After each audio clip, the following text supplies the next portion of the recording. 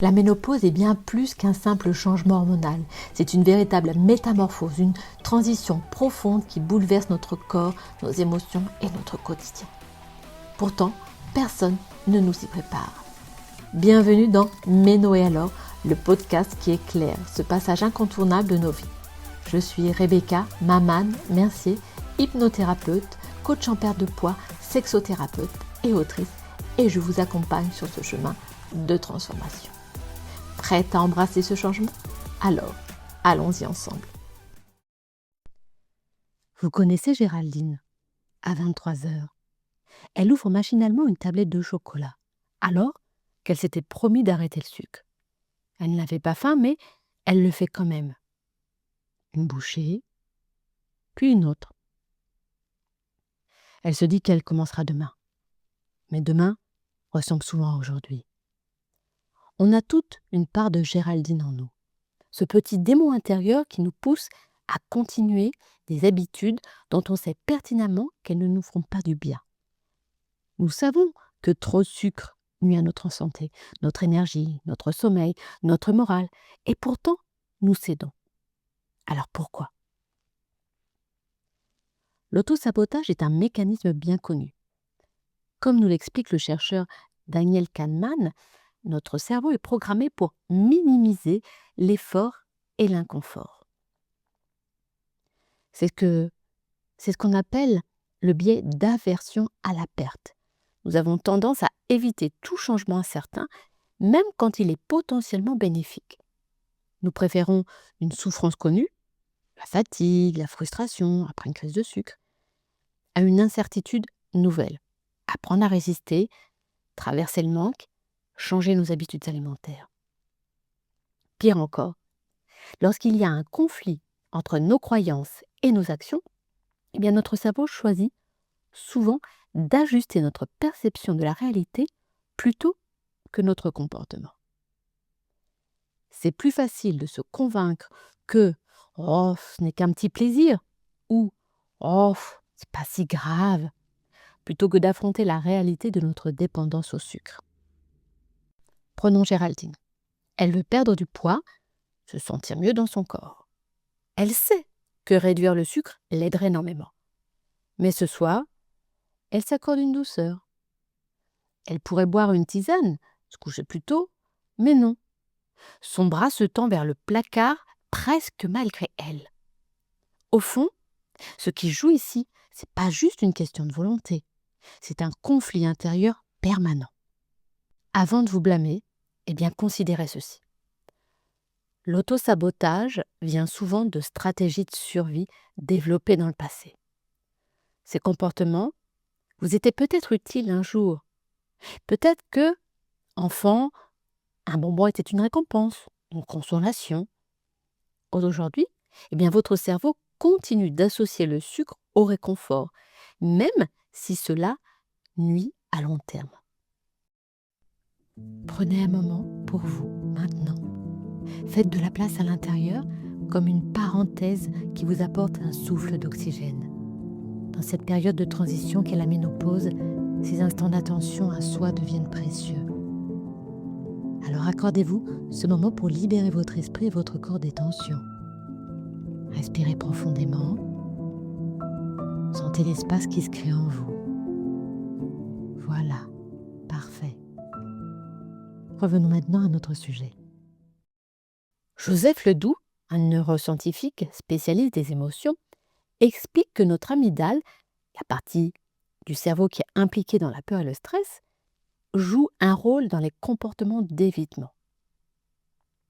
Lorsqu'un changement est perçu comme une menace, même bénéfique, comme arrêter le sucre, eh bien notre cerveau archaïque déclenche un mécanisme de fuite ou d'évitement. Nous cherchons alors du réconfort immédiat. Et quoi de plus accessible qu'un carré de chocolat ou un biscuit? Mais le problème, c'est que chaque fois que nous cédons, nous renforçons ce schéma. Notre cerveau enregistre que le sucre est la solution à l'inconfort. Plus nous évitons l'effort, plus il devient difficile d'y faire face. Alors, posons-nous cette question. Quelle douleur préférez-vous affronter? Celle de l'envie passagère du sucre ou celle d'une fatigue chronique? Celle de dire non à un dessert ou celle d'un mal-être persistant? Celle du sevrage temporaire ou celle des effets du sucre sur votre volonté? Toutes ces options impliquent une forme de difficulté, mais certaines douleurs vont permettre de grandir, tandis que d'autres prolongent votre souffrance. Alors plutôt que de vous dire « c'est trop dur », essayez de vous dire « je mérite d'aller mieux. Je mérite de prendre soin de moi. Je mérite de me donner cette chance d'essayer autre chose. » C'est ici qu'intervient le concept d'antifragilité proposé par Nassim Nicolas Taleb. Il distingue 3 types de systèmes. Les systèmes fragiles qui se brisent face aux difficultés, les systèmes robustes qui résistent mais ne s'améliorent pas, et les systèmes antifragiles qui deviennent plus forts grâce aux difficultés. Votre rapport au sucre peut évoluer de la même manière, comme un muscle qui se renforce à mesure qu'on le sollicite. Votre capacité à résister aux envies se construit progressivement. Chaque moment où vous choisissez une alternative plus saine renforce votre antifragilité. Alors, comment appliquer ce principe? Changez votre perception des difficultés. Voyez chaque envie surmontée comme un entraînement. Reformulez votre récit. Au lieu de dire « je me prive », dites « je me libère ». Exposez-vous progressivement. Réduisez petit à petit plutôt que de tout arrêter d'un coup. Acceptez l'inconfort temporaire. Il fait partie du processus, mais ne dure pas. Notre société nous a appris à rechercher le confort immédiat, à éviter l'inconfort à tout prix. Mais en éliminant tout risque, tout effort, nous nous sommes fragilisés. Nous avons perdu notre capacité à tolérer le moindre inconfort, y compris l'envie passagère d'un aliment sucré. En apprenant à faire face à ces envies sans y céder, nous reprenons le pouvoir. Nous transformons ce qui semblait être une faiblesse en une force. Nous redevenons maîtresses de nos choix. Alors posez-vous cette question. Quelles difficultés êtes-vous prête à affronter aujourd'hui pour votre liberté, votre bien-être? Imaginez-vous dans un an, si vous commencez aujourd'hui à faire ce premier pas.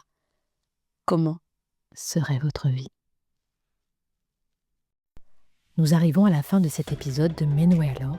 J'espère que ces échanges vous ont apporté de nouvelles perspectives et des outils concrets pour aborder votre ménopause avec plus de sérénité. N'oubliez pas que chaque transformation dans notre vie est une invitation à nous redécouvrir. La ménopause n'est pas qu'un changement hormonal, c'est une opportunité de réécrire notre histoire. Si vous avez des questions ou des thèmes que vous aimeriez explorer dans un prochain épisode, laissez un commentaire sous cette vidéo, sous cet audio et partagez vos expériences. D'ici là, prenez soin de vous, écoutez votre corps et rappelez-vous, la ménopause est un passage. Mais c'est vous qui décidez où il vous mène. À bientôt.